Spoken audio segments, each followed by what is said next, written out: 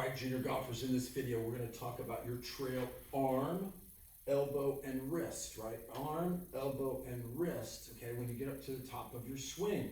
So let's think about something for a sec. We know that this club is completely out of balance, right? One side is heavy and one side is light.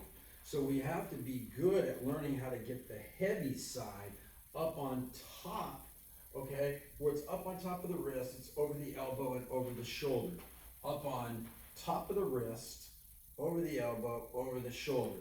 That it's not sitting over here, it hasn't fallen down here, it's not over here. In other words, it's very hard to control because why? You're holding the light side and you have to control the heavy side, right? So you're always going to be working on trying to get your trail arm, elbow, and wrist into a better position.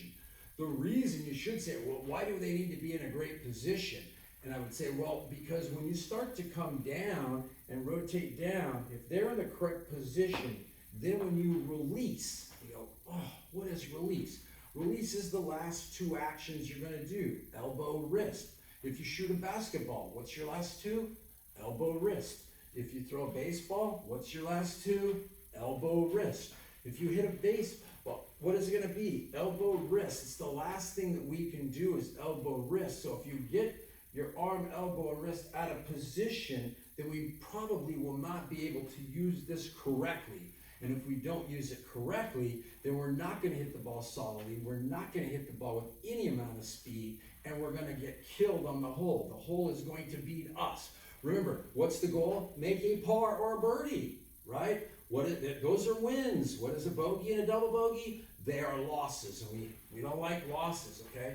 So trail, arm, elbow, wrist positioning, okay? So at the top of your swing, your elbow should be pointing down. It should not be pointing out, okay? So this would be a no-go, this would be good. Number two, your elbow cannot be past the center of your body, okay? On your shirt, there's where my seam is. So when I get to the top of my swing, if I find that my elbow, well, it's pointing down, yeah? But is it behind? It is behind, right? I can't get it through my body, so I'm going to have to go find a spot for it. So I need to finish with the elbow down, and two, not behind the center line of my body. Thirdly, okay, your trail wrist. Take it out in front of you, right? You should be able to take and to get this bent back about 45, 48 degrees, about like this, you know, right? And so now when you get to the top, you don't want to have your wrist like this. You'd rather have your wrist like this, okay? And if you find that you can't get your wrist to get like this, it's because you don't have your thumb and your index finger positioned correctly.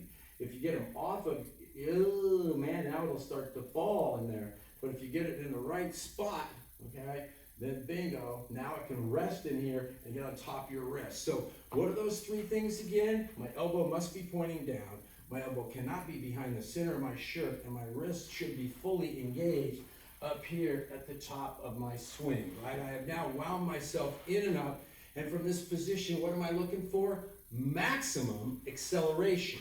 Maximum acceleration to put this into position to crush my golf ball a long way. So, remember those three things? Work on that trail arm positioning, and I'll see you guys at the next instruction video.